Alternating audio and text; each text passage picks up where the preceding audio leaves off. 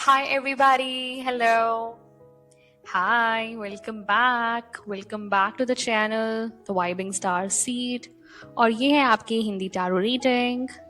आशा करती हूँ कि आप बहुत अच्छा कर रहे हैं, स्वस्थ हैं एंड चलिए पहली रॉ एनर्जी पे चलते हैं। Fake smiles. तो आप पहचान ही गए होंगे कि ये कैसे लोग हैं जो फेक स्माइल्स पास करने वाले लोग, जो अंदर ही अंदर कुछ और छुपा के रखते हैं, एक फसाड दिखाते हैं, झूठा चेहरा है ना, मुखौटा पहन के रखते हैं। तो दिखाता है कि इमोशनली कितने अनस्टेबल लोग हैं। तो यहाँ पे हैंग्ड मैन की एनर्जी में और फेक स्माइल्स मुझे ये दिखा रहा है कि यहाँ पे तो कोई अपनी जो असली इमोशंस हैं वो छुपा के रखना चाहते हैं और प्रिटेंड कर रहे हैं कि सब कुछ बिल्कुल ठीक है। यहाँ पे मुझे लगता है कि इतने सेल्फ सैक्रिफाइसेस करने पड़ रहे हैं किसी को कि कोई अपने कॉम्प्रोमाइसेस नहीं दिखाना चाहता है कि पीठ पीछे क्या चल रहा है और उनको कितना मानसिक तौर पे तकलीफ है, जिसको कहते हैं मेंटली उनको बहुत डिस्कम्फर्ट है, अनकंफर्टेबल फील हो रहा है, पर वो शांति पूर्वक उसको सहते जा रहे हैं। तो ये मुझे दिखा रहा है बिल्कुल अभी वो टंगे पड़े हैं एक हैंगर से और वहां वो कुछ नहीं कर सकते। तो हैंगमैन की एनर्जी मुझे फेक स्माइल्स के साथ ये दिखा रहा है और टेम्परेंस की एनर्जी साथ में आई है। तो मुझे ऐसा फील होता है कि यहाँ पे इनको बहुत ज़्यादा हीलिंग की, पेशेंस की बहुत ज़्यादा ज़रूरत है। और मैं देख रही हूँ क्वीन ऑफ पेंटिकल्स रिवर्स में आया है, तो यहाँ बहुत ज़्यादा इनसिक्योर, फाइनेंशियल और इमोशनल अनस्टेबिलिटी तो है ही।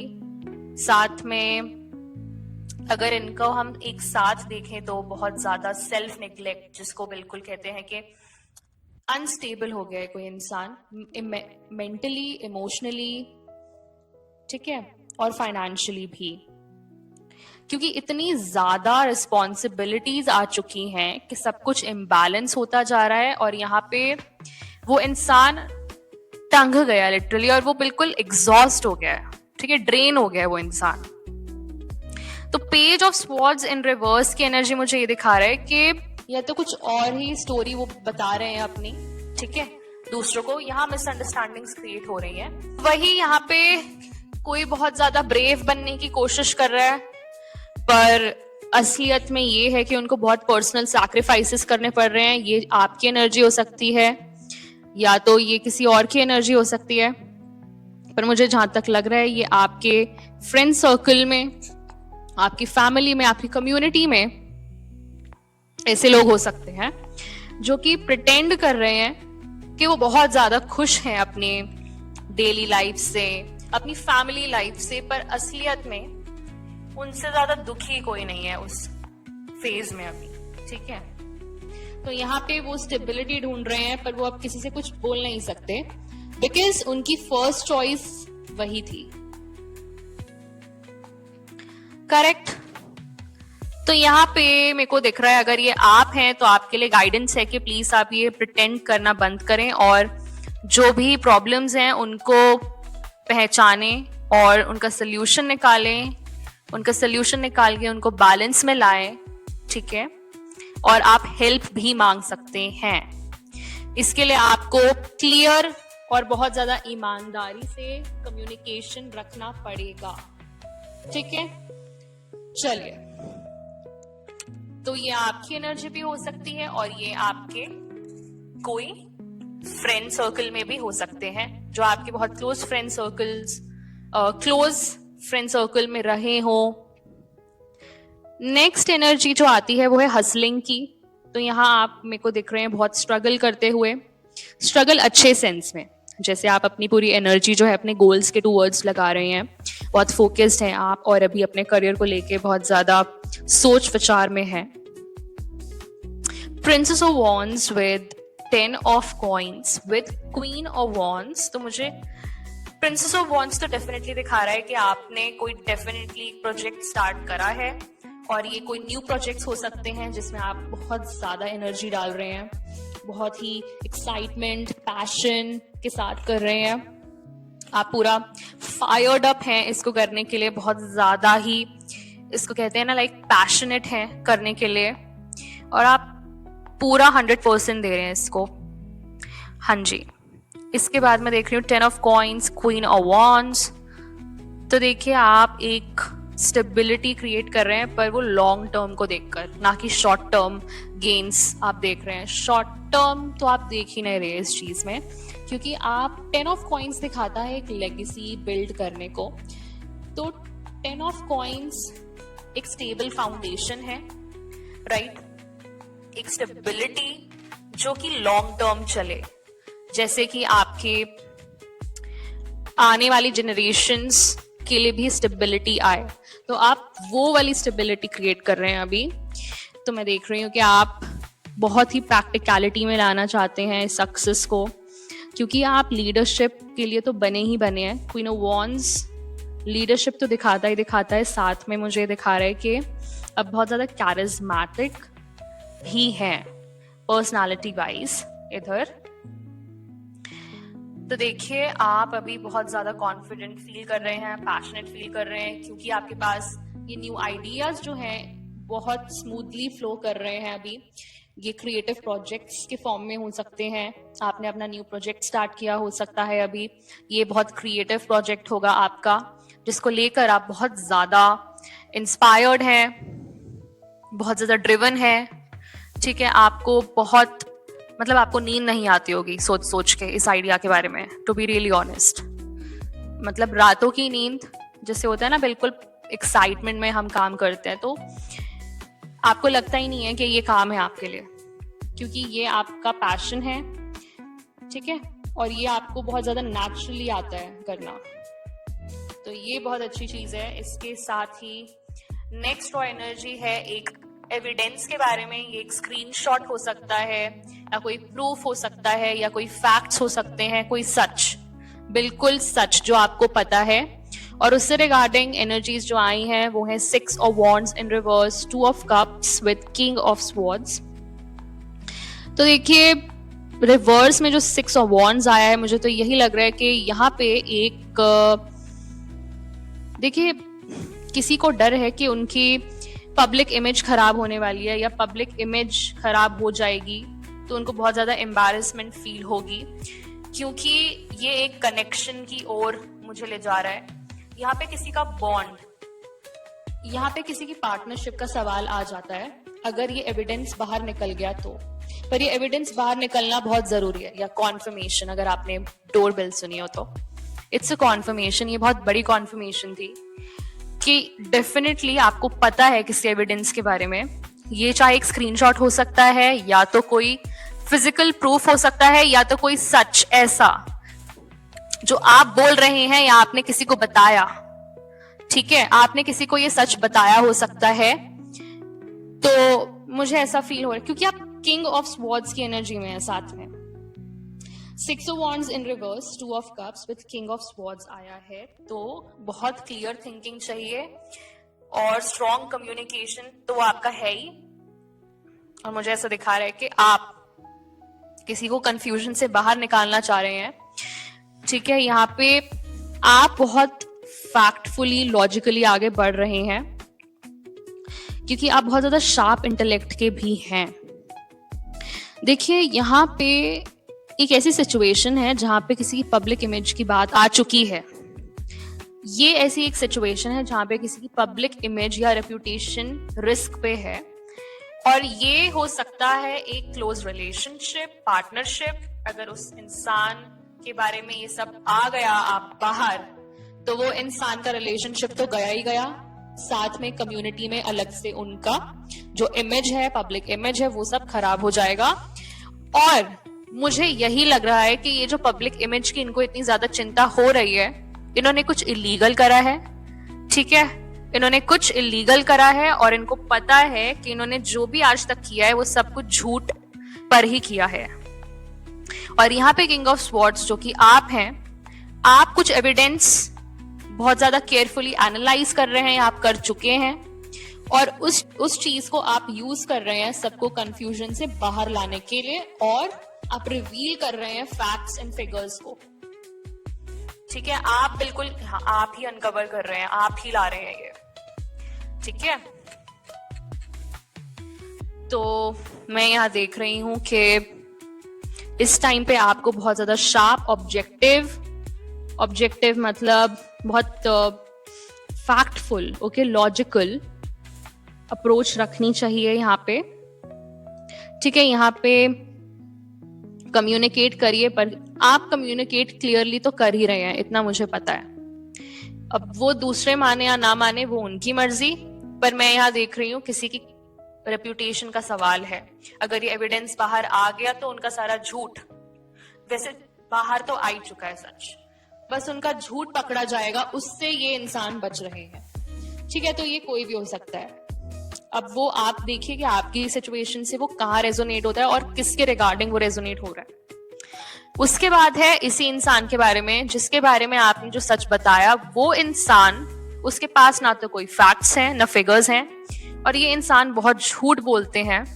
ये व्यक्ति ऐसे होंगे जो कि बहुत ही झूठ बोलते हैं, बनावटी बातें करते हैं, और इनके पास कोई फैक्ट फिगर्स कुछ भी नहीं है। तो ये फूल की एनर्जी वाला इंसान है कोई, जो बिल्कुल कहते हैं ना, जो बिना सोचे समझे कुछ भी आ रहा है दिमाग में, बस वो ये कर ही रहे हैं, बस उस चीज को इन्होंने इम्प्लीमेंट कर दिया प्रैक्टिकलिटी में।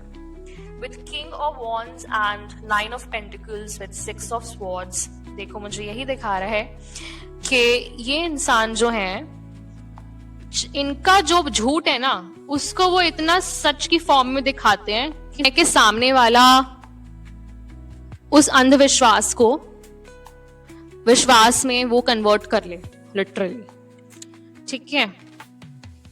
And with the nine of pentacles मुझे ये दिख रहा है कि ये जो इंसान है ये बहुत ज्यादा, जिसको कहते हैं ना ग्रीडी, लालची तो है ही ये, और ये बहुत ज्यादा डिटैच्ड भी है अपने पार्टनर के टूवर्ड्स। बहुत सारी चीजें हैं मुझे ऐसा लगता है जो कि इस रिलेशनशिप में नहीं पता है और आपको पता है। तो मुझे ऐसा लगता है कि आपके कोई फ्रेंड सर्कल में ऐसा कोई व्यक्ति है जिसके रिलेशनशिप के बारे में आपको पता है, और आपने शायद इनको कुछ बताया होगा इनके रिलेशनशिप के रिगार्डिंग। कोई सच ऐसा बताया हो सकता है आपने, कोई एविडेंस या प्रूफ या कोई फैक्ट्स या फिगर्स बताए हो सकते हैं, ठीक है। एंड देखिए, नाइन ऑफ पेंटिकल्स मुझे इधर ये दिखा रहा है, नो फैक्ट्स एंड फिगर्स की एनर्जी के अंडर के ये जो इंसान है बहुत ज्यादा डिटैच्ड है, ठीक है, बहुत ज्यादा डिटैच्ड, और इनको चाहिए अवॉइड करना। अब जो ये चीजें बाहर आ रही हैं, ये इंसान इस चीज को फेस नहीं करना चाहता, क्योंकि ये एक लेडी भी हो सकती है, ये एक आदमी भी हो सकते हैं, ठीक है। तो देखिए यहाँ पे कोई झूठ से भाग रहा है, अपने ही झूठ से, क्योंकि सच तो वो बोल नहीं पाए कभी, तब झूठ ही बोलेंगे, क्योंकि आज तक जो भी उन्होंने स्टोरी बनाई है, कहानियां बनाई हैं, वो सब झूठ पे बनाई है, ठीक है। और आपको ये झूठ पता चल गए थे शायद, तो इसलिए आपने शायद अपनी आवाज उठाई, कुछ तो आपने किया, या आप किसी के पास गए जिसको आपने ये सब बताया, ठीक। तो देखिए, इन्होंने बहुत कॉन्फिडेंटली झूठ बोले हैं, जो कि ये उन इंसान में से है जो कि इलीगल तो काम तो कर ही देते हैं पीठ पीछे किसी के भी, और पता भी नहीं चलने देते कि वो ही इंसान है जो टेढ़ी उंगली से घी निकालना जानते हैं।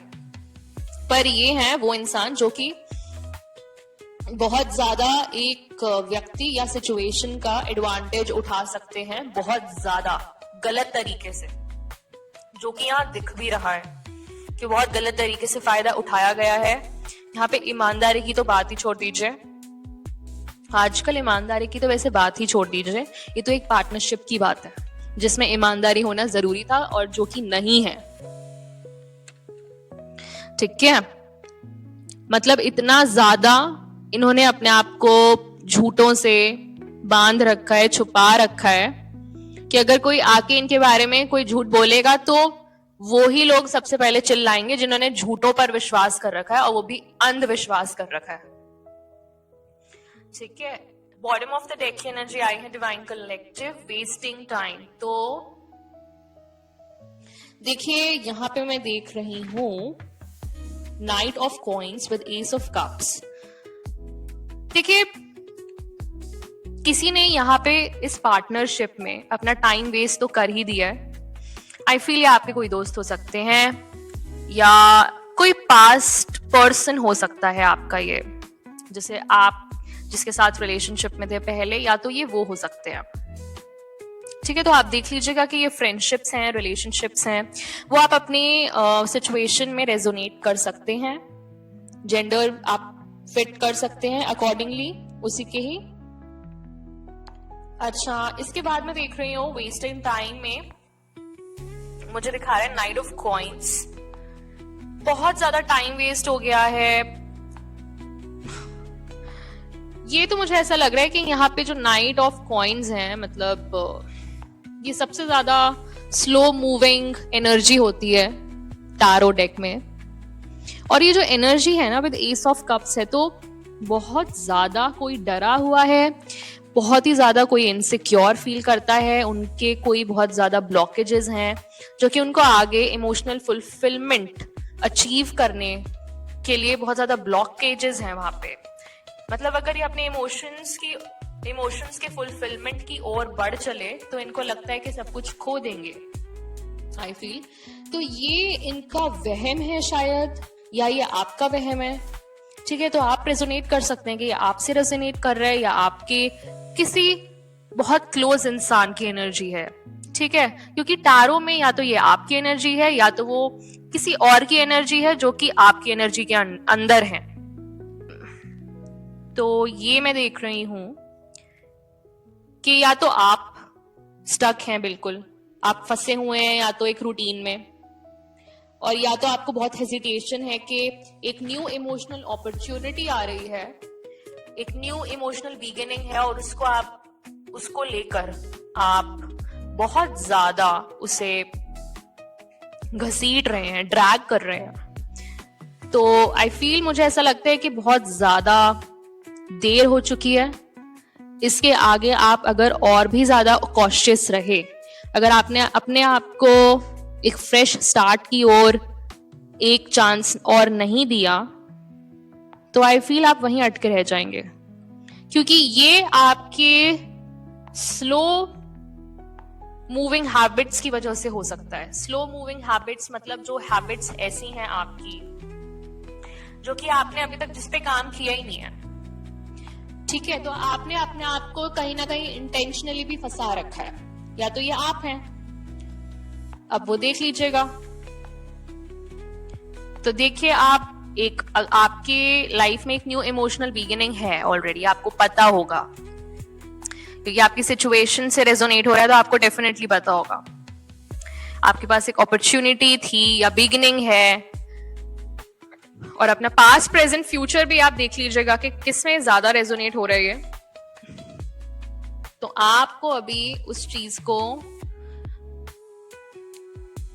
डर से नहीं, बल्कि एक होता है ना होप रखना है, होप रखनी है अंदर। ठीक है, उसको अपने अंदर डर की फॉर्म में नहीं रखना है आपको। तो ये जो है रीडिंग में सजेशन आई है, गाइडेंस आई है। चलिए आपके लिए एक एंजल मैसेज निकालते हैं। तो ये एंजल मैसेज आज आया है 4 ऑफ अर्थ का, जो कि मुझे दिखाता है कि आप बहुत ही स्मार्ट बिजनेस डिसीजंस ले रहे हैं। ये आपकी न्यू प्रोजेक्ट से रिलेटेड एनर्जी आई है। ये आपके स्मार्ट डिसीजंस हो सकते हैं, ये आपके इन्वेस्टमेंट्स हो सकते हैं जो कि आप बहुत सोच समझ के कर रहे हैं अब।